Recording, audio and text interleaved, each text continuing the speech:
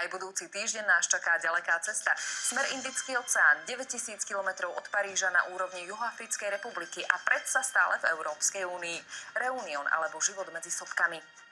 Nejvíce izolovaný z těchto 3 kruhů je právě Sirk de Mafat. V jeho kaldeře se nachází 9 osad, ve kterých dodnes žijí potomci bývalých otroků. No a protože do Mafaté nevede žádná silnice, máme pouze 2 způsoby, jak se tam dostat. Vrtulníkem nebo pěšky.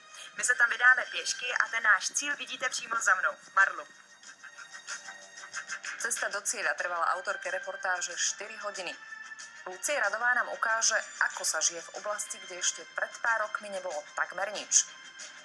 Ľudia tu museli vystačiť len s minimum vody, bez telefónu, zo zásob, ktoré si sami vypestovali. Uvidíme ale aj výhody života v komplikovaných podmienkach. Miestni napríklad nemajú ani starostu. Nepotrebujú ho, na všetkom sa dohodnú sami. V objektíve už o týždeň.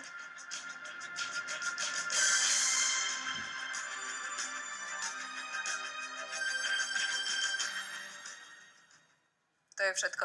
Ďalšie výnimočné výlety nás čakajú opäť o týždeň. Dovtedy vám prajem krásne dni. Dovidenia.